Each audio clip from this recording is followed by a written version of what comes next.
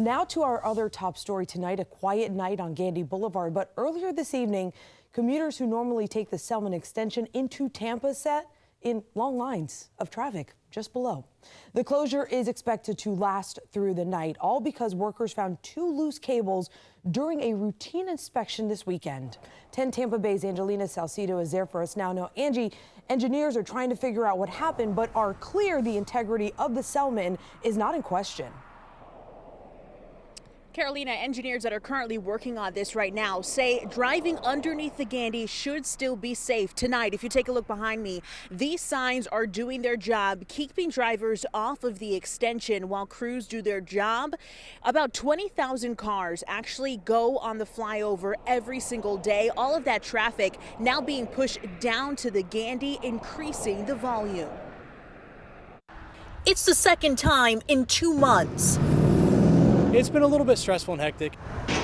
A road issue has traffic on Gandy Boulevard backed up. If you've got somebody that's headed, westbound, it's not been too bad, but eastbound's been an adventure for them, trying to do a U-turn or trying to get into our parking lot. Patrick Rady, the service manager at Lightning Auto. It was a shock, just like that fuel spill that we had a couple months ago. 8,000 gallons of aviation fuel gushed from an overturned tanker in February, shutting down a portion of Gandy for days, pushing cars into congestion.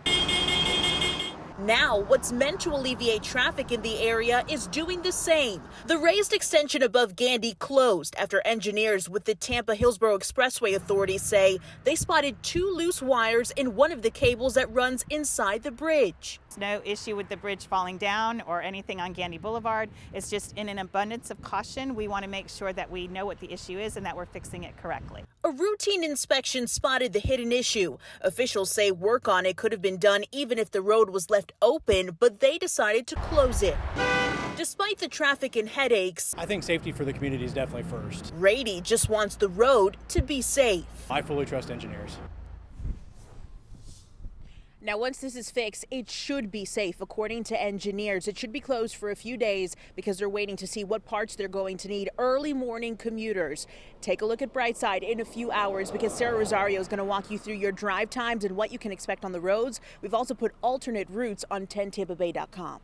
10 Tampa Bay's Eric Glasser spoke with the Tampa-Hillsborough Expressway Authority earlier today. He gives us a sharper insight, a deeper dive, into why engineers aren't worried about this fix. For some perspective on why Thea might not be that concerned about the structural integrity of the bridge, consider this.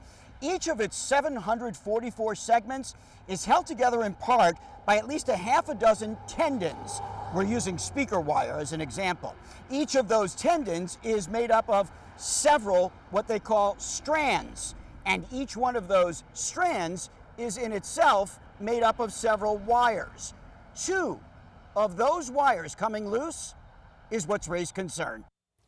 The Expressway Authority says the same thing happened when the Selmon was under construction and were able to replace it with no issues.